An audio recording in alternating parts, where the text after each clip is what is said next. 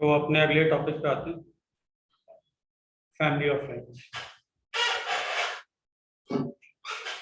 ठीक है, family of lines क्या है? एक लाइन दी हुई है हमें L1, इसकी इक्वेशन लेट से है a1x plus b1y plus c1 is equal to 0, और एक लाइन दी हुई है L2, इसकी इक्वेशन लेट से है a2x plus b2y plus c2। ठीक है, any line passing through the point of intersection of these two lines L1 and L2, let's say this point of intersection is P. So any line passing through point of intersection of these two lines is said to be family of in the family of these two lines. कि यहाँ से पास होने वाली जितनी भी लाइनें बनेंगी सब बोलेंगे इसकी फैमिली का पार्ट है, जितनी भी बनी। ठीक है, अब वो लाइनें किस प्रकार की होंगी वो देखना है कि ये जो डॉटेड लाइनें हैं हम किस तरीके से लिख सकते हैं। तो किसी ने बोला कि let's write lambda L1 plus mu L2 is equal to 0। ये हमने एक इक्वेशन ली, ठीक है, ऐसे where lambda and mu are constants, कुछ कॉन्स्टेंट्स हैं, कुछ नंबर्स हैं। तो ये कर्व क्या रिप्रेजेंट करेगा? तो फर्स्ट ऑफ ऑल लैम्डा और म्यू अगर कांस्टेंट हैं, लैम्डा और म्यू अगर कांस्टेंट हैं तो L1 इंटू लैम्डा एक फर्स्ट डिग्री इक्वेशन होगी, क्योंकि L1 फर्स्ट डिग्री, L2 भी फर्स्ट डिग्री है, तो म्यू इंटू L2 एक फर्स्ट डिग्री इक्वेशन होगी। So whatever this is a first degree equation and we know that first degree equation represents a line, है ना। First degree equation in x and y represents a line, so whatever this is the line, है ना। Now if I put point P in this equation, L1 will become 0 because P lies on L1, right? Similarly P lies on L2, इसलिए इसमें रखने पे ये भी 0 हो जाएगा। तो अगर मैं P इस इक्वेशन में लिखता हूँ तो ये पार्ट भी 0 हो गया और ये पार्ट भी 0 हो गया। तो हमने पहले स्टेप में ये प्रूफ कर दिया कि दिस इज अ लाइन, और दूसरे स्टेप में हमने ये प्रूफ कर दिया कि दिस पासेस थ्रू P। सो इसका मतलब क्या है कि this represent family of line passing through P for different lambda और म्यू, कुछ भी रखो, हमेशा P इसको सेटिस्फाई कर रहा है ना, और ये लाइन ही रिप्रेजेंट कर रहा है। तो इसका मतलब ये P से पास होने वाली लाइन है, और डिफरेंट लैम्डा और डिफरेंट म्यू के लिए for different values of lambda and mu we will get different lines. Obviously infinite lines possible है P से पास हो जाए, है ना। तो for different values of lambda and mu we will get different lines. अभी मैंने ये जो ऐसे लिखा है, कई बुक में तुम्हें ऐसा भी लिखा हुआ मिलेगा कि ऐसे लिख लो ना इसको, ये भी फैमिली ऑफ लाइंस है। देखो हमने क्या किया, बेसिकली लाइन को किसी कांस्टेंट से डिवाइड करने पे कुछ फर्क नहीं पड़ता, है ना। x plus Y is equal to 0 is same as 2x plus 2y is equal to 0, right. तो इसको मैंने लैम्डा से डिवाइड कर दिया, तो ये म्यू अपॉन लैम्डा आ जाएगा। म्यू अपॉन लैम्डा को एक नया कांस्टेंट लैम्डा डैश लिख सकते हैं, है ना। तो ऐसे भी लिख सकता था तो, ठीक है, जनरली हम ऐसे ही लिखेंगे। लेकिन मैंने ऐसा क्यों लिखा है, क्योंकि कभी कभी कंफ्यूजन हो जाता है। जैसे सिंपल वन कंफ्यूजन क्रिएट करने के लिए किसी ने फर्स्ट इक्वेशन, इस इक्वेशन को देख के बोला कि ये all the lines represent passing through P represent कर रहा है, then for what value of lambda and mu ये L2 रिप्रेजेंट करेगा। ये P से पास होने वाली सारी लाइंस रिप्रेजेंट कर रहे हैं ना, तो L2 भी P से पास हो रहा है ना। तो यहाँ बोल दो भाई लैम्डा 0 रख दो और म्यू कुछ भी रखो, L2 रिप्रेजेंट हो रहा है ना। L1 कब रिप्रेजेंट हो रहा है, तो म्यू 0 रख दो और लैम्डा कुछ भी रख दो, L1 आ जाएगा। लेकिन इसमें कोई सेम सवाल पूछे तो तुम शायद अटक जाओ कि लैम्डा डैश क्या रखें कि हमें L1 मिले, तो 0 रख दो। लैम्डा डैश क्या रखें कि हमें L2 मिले, तो अब कंफ्यूज होगा, लैम्डा डैश क्या रखूं कि L2 मिले। लेकिन ऐसे कंफ्यूज होने की जरूरत नहीं है, लैम्डा डैश से इस इक्वेशन को डिवाइड करने पे भी फर्क नहीं पड़ता, है ना।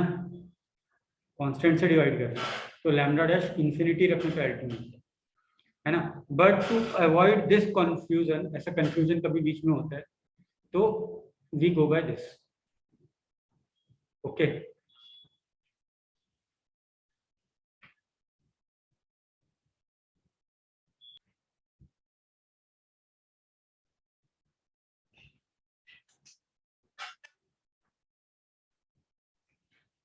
अब किसी ने क्वेश्चन पूछा, क्वेश्चंस करते हैं इसमें। Find equation of line passing through point of intersection of L1 and L2। ठीक है, और L1 L2 हमें दिया हुआ है।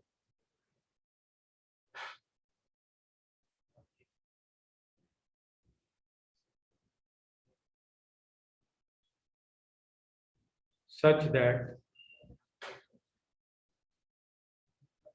first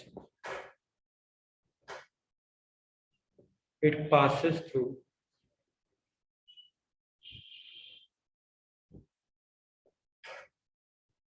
one comma one, second is parallel to x minus y plus 2 is equal to 0, third is perpendicular to x plus 2y minus 1 is equal to 0। दो part कर लेते हैं।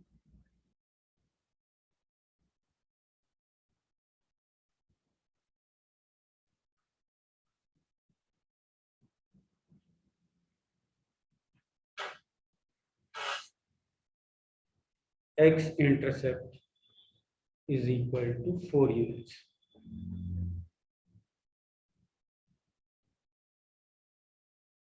It touches the curve y is equal to x square plus 1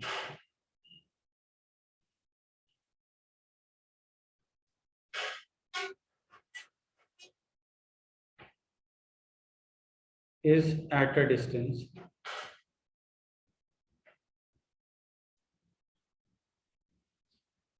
one unit from origin।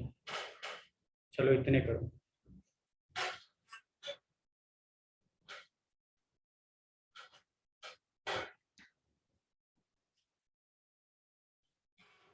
तो देखो पहला सवाल क्या है कि इन दोनों के पॉइंट ऑफ इंटरसेक्शन से पास होना चाहिए। तो हमें मालूम है इन दोनों के पॉइंट ऑफ इंटरसेक्शन से पास होने वाली कोई भी line I can assume as L1 plus lambda times L2 is equal to 0, है ना। अब ये 1,1 से ही पास हो रहा है, ये बोला। तो 1,1 से अगर पास हो रहा है तो इसमें 1,1 रख दो, तो ये आ जाएगा 5 plus 4 lambda is equal to 0। तो lambda is equal to -5/4, right. अब ये हम रिप्लेस कर देंगे यहाँ पे, तो लाइन की इक्वेशन मिल जाएगी फर्स्ट। ठीक है,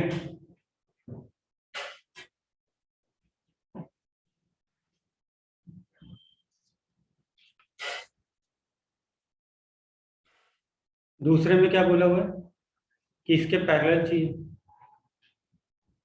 है ना। तो इसके अगर पैरेलल चाहिए तो इसका स्लोप कितना है, 1 है। इसका स्लोप कितना है, तो स्लोप होता है x का कोफिशिएंट डिवाइडेड बाय y का कोफिशिएंट का नेगेटिव।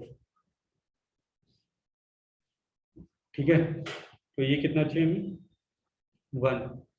तो minus lambda plus 3 is equal to lambda -4।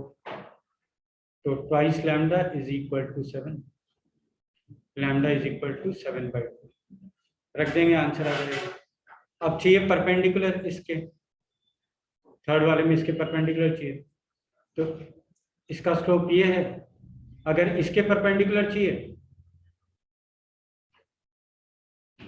तो इस स्लोप को, ये जो m था, इस m को कितना लिख देंगे, इसका स्लोप है -12, तो परपेंडिकुलर का स्लोप 2, और ये करने के लिए इसका स्लोप है -1, है ना, तो ये आ जाएगा 1।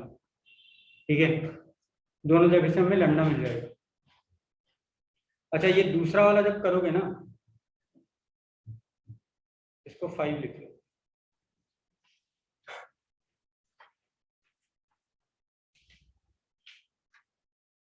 दूसरा वाला या 2 रहने दो, कोई दिक्कत नहीं, रहने दो।